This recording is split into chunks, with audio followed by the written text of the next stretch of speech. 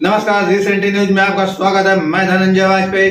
उत्तर प्रदेश में चुनावी सरगर्मियां बढ़ती जा रही हैं और इसी क्रम में हापुड़ जनपद के गढ़मुक्तेश्वर सीट पर योगी आदित्यनाथ ने नजर टिका दी है और मतदाताओं को लुभाने के लिए वो एक छोटे से गांव में पहुंचे, जहां जाकर उन्होंने लोगों से जनसंपर्क किया और भारतीय जनता पार्टी के पक्ष में मतदान करने की अपील की।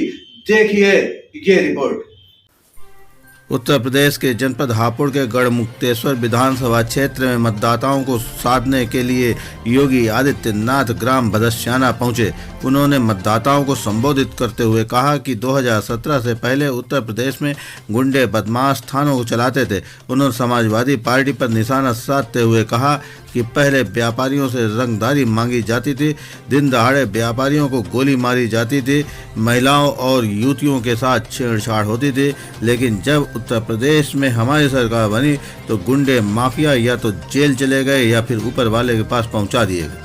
गुंडे माफियाओं के खिलाफ हमारी सरकार ने कार्रवाई करते हुए उनकी संपत्ति को कुर्क करते हुए उन्हें जेल भेजने का काम किया।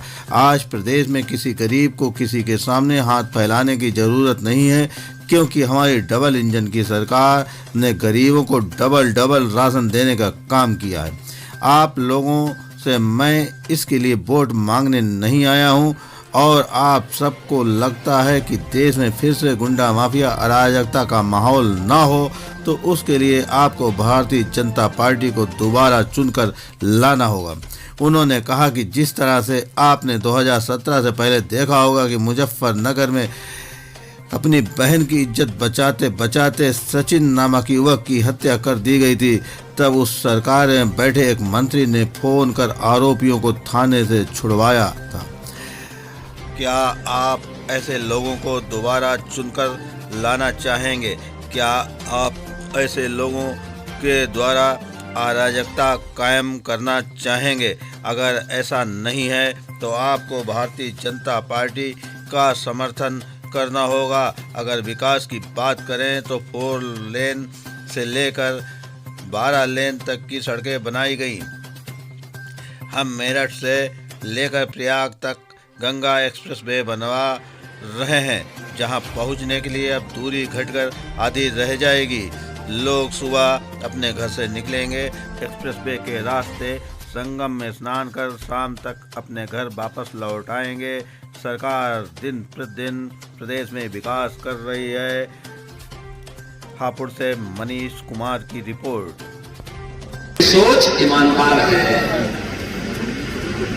जिनकी टोपी पर सचिन और गौरव के खून के छींटों से दागदार हो, वे ईमानदार नहीं हो सकते।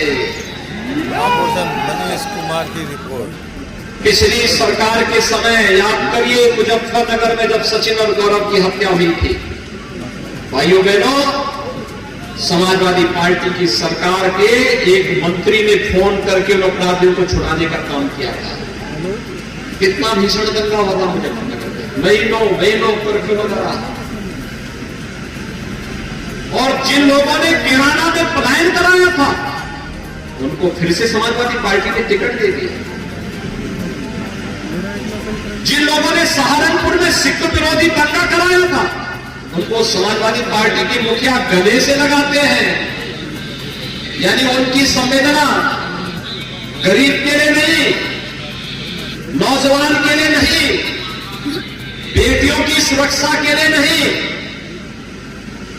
अन्नदाता किसानों के लिए भी नहीं, व्यापारियों के लिए भी नहीं, गांव के विकास के लिए नहीं, धामों के विकास के लिए नहीं, प्रदेश के समग्र विकास के लिए नहीं। उनकी संवेदना तो अपराधियों और माफियाओं के प्रति है। और इसलिए भाइयों बहनों, मेरी आप सबसे अपील है, ये चुनाव, मैं आपके पास चुनाव में इसलिए नहीं आया हूं कि हमने कहा कि सेठाई खानदान सब कुछ अपने यहां भर देता था, लेकिन हम लोग आए, हमने कहा कि देखो भाई, गड़बड़ी करेगा भर्ती में, उसको जेल के अंदर ठूसेंगे और उसकी संपत्ति जब्त भी करेंगे। और हम लोगों ने कार्रवाई की। खूब कार्रवाई की। 5 लाख नौजवानों को नौकरी दी है सरकारी। हर गांव का कोई ना कोई नौजवान पुलिस में भर्ती हुआ होगा।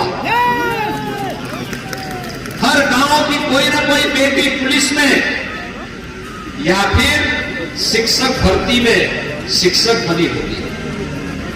ये पहले भी बन सकते थे, लेकिन पहले तो चेहरा देखा जाता था। पहले तो पैसा, बैकडोर से पैसा भी लिया जाता था।